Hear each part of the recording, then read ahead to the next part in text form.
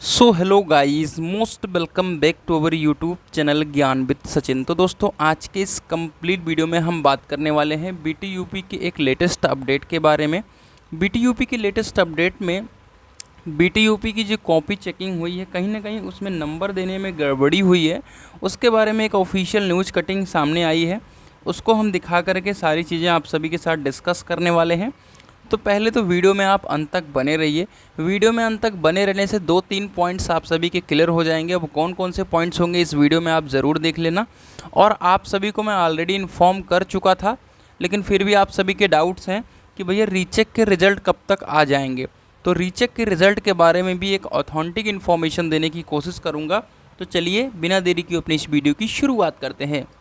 और जो सबसे मेन पॉइंट रहने वाला है कि अब आपके नंबर किस तरीके से बढ़ पाएंगे, उसके बारे में बताना काफ़ी इम्पोर्टेंट रहेगा।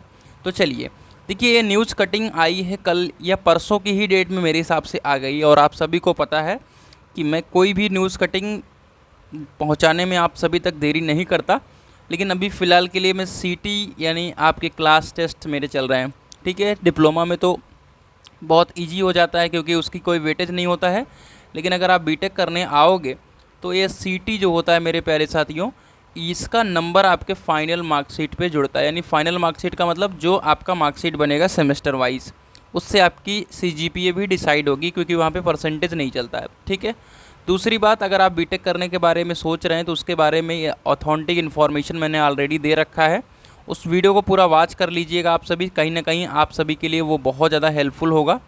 दूसरी बात करें अगर बीटेक करने वाले स्टूडेंट्स के लिए, तो सीजीपीए जो होता है वो मेरे प्यारे साथियों, आप कहोगे न्यूज़ देने आए हो कि बीटेक के बारे में बताने आए हो। सीजीपीए जो होता है मेरे प्यारे साथियों, वो आपके कठिन सब्जेक्ट्स जिसका क्रेडिट ज़्यादा होता है उस सब्जेक्ट के ऊपर डिपेंड करता है। तो कहीं ना कहीं ये इन्फॉर्मेशन आप सभी के साथ शेयर कर दिया मैंने। मतलब कहने का मतलब था कि मैं काफ़ी ज़्यादा इन सब चीज़ों को लेकर के एक्टिव रहता हूँ, आप सभी के साथ हमेशा सब कुछ प्रोवाइड करता हूँ समय से। लेकिन अभी फ़िलहाल के लिए 2-4 दिन ज़्यादा ही व्यस्त रहा। पहले हम छोटे से टॉपिक को डिस्कस करेंगे कि सही सवाल के कम अंक।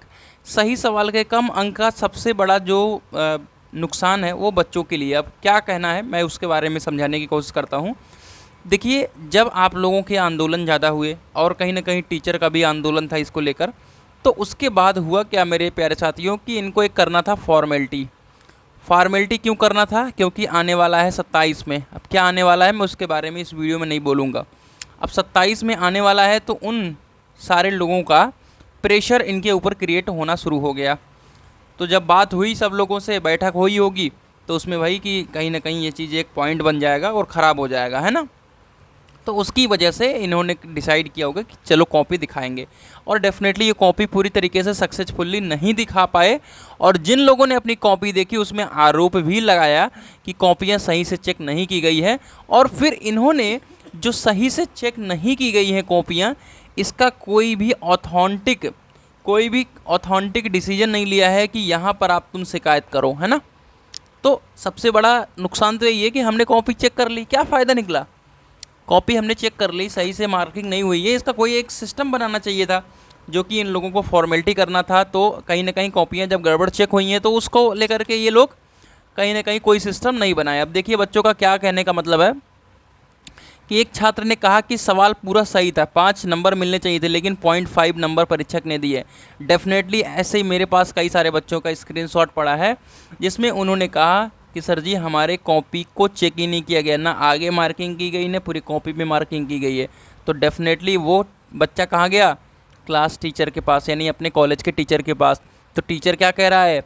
रीचेक डाल दो, रीचेक डाल दोगे चेक हो जाएगी। भैया जब कॉपी नहीं चेक की है तो क्यों 0 नंबर किसी को दे रहे हो, ठीक है। तो कहीं ना कहीं इस तरीके की प्रॉब्लम्स यहाँ पर हैं। इसको लेकर के मेरे हिसाब से मीडिया एक सबसे बड़ा ऑप्शन था, जो कि मीडिया अगर बच्चों के साथ कनेक्ट होती तो कहीं ना कहीं इसका एक बेहतर सॉल्यूशन निकल पाता। लेकिन बच्चे भी शांत हो गए और कहीं ना कहीं मीडिया भी इस चीज़ों के ऊपर फोकस नहीं कर रही, क्योंकि मीडिया को भी पता है जिस पे ज़्यादा वेटेज है उस पर ये वो लोग काम कर रहे हैं ना। मीडिया को इसके कॉलेज जा कर के पूछना चाहिए था कि आपने कॉपी चेक किया नहीं चेक किया। उसका छोटा छोटा वीडियो क्लिप आता तो कहीं ना कहीं उससे एक अच्छा इम्पैक्ट पड़ता बच्चों के ऊपर आने वाले टाइम के लिए, ठीक है। देखिए, यहाँ पर प्राविधिक शिक्षा परिषद ने पहली बार पॉलिटेक्निक परीक्षा में मिले अंकों से असंतुष्ट छात्रों को ऑनलाइन कॉपियाँ दिखाने का निर्णय लिया। जो कि बिल्कुल नहीं साबित हो पाया अच्छा। 16 से 19 अक्टूबर तक अपलोडिंग ही होती रही इनकी कॉपियाँ को, जो आप सभी ने देखा है। 19,809 छात्रों ने पॉलिटेक्निक सम सेमेस्टर परीक्षा 2024 की 89,708 पुस्तिका दिखाई गई, लेकिन छात्रों का कहना है कि बोर्ड ने कॉपी दिखाने के नाम धोखा किया है। प्रदर्शन को खत्म करने के लिए बोर्ड ने कॉपी दिखाने का नाम धोखा किया है। पॉलिटेक्निक परीक्षा में शामिल छात्रों का आरोप है कि 19 अक्टूबर को शाम 5 बजे तक कॉपी दिखाने का समय दिया गया था। छात्रों को अपना विवरण और ओटीपी भरने के बाद कॉपी देखना, लेकिन बड़ी संख्या में छात्र कॉपी देख नहीं सके। ओटीपी भरने के बाद 16 अक्टूबर से ही copy uploading of answer book in process भी लेट दिखाने लगा और छात्र कॉपी नहीं देख पाए। कई छात्रों ने आरोप लगाया कि ओटीपी डालने के बाद कॉपी कुछ सेकंड के लिए दिखी, इसके बाद साइट क्रैश होने लगी और एरर आ गया। जी हाँ, कुछ ऐसी प्रॉब्लम्स थी जो आप लोगों को फेस करना पड़ा, और कहीं ना कहीं अब ये सब का सॉल्यूशन रीचेक से ही निकलेगा, क्योंकि कहीं ना कहीं बोर्ड भी इस पर काफ़ी हद तक काम करेगा रीचेक में। तो आपने रीचेक अगर नहीं डाला था तो डाल दिए होंगे, वैसे डेट तो मुझे याद नहीं है, बट जो भी डेट थी उसके अंदर आपको रीचेक डाल देना चाहिए था। बाकी आप अपनी बैक की तैयारी को शुरू कर सकते हैं, बैक फर्स्ट सेमेस्टर की, ठीक है। अगर आपकी फर्स्ट सेमेस्टर में बैक है या आपकी थर्ड सेमेस्टर में बैक है तो डेफिनेटली उसकी तैयारी शुरू कर देनी चाहिए। आपका जो ऐप पे नोट्स मैं प्रोवाइड कर रहा हूँ अभी वो फ़िलहाल के लिए फर्स्ट सेमेस्टर का नोट्स है, नया सिलेबस का नोट्स नहीं है, तो इस हिसाब से बैक वाले बच्चों के लिए वो एलिजिबल है। तो जिन स्टूडेंट्स की फर्स्ट सेमेस्टर में बैक है वो डेफिनेटली तैयारी करना शुरू कर दें। बाकी अगर आप थर्ड सेमेस्टर फिफ्थ सेमेस्टर के छात्र हैं तो डेफिनेटली आप अपनी पढ़ाई को कंटिन्यू कर सकते हैं। तो मिलते हैं एक नई वीडियो के साथ, तब तक के लिए bye bye, tata, take care, love you all.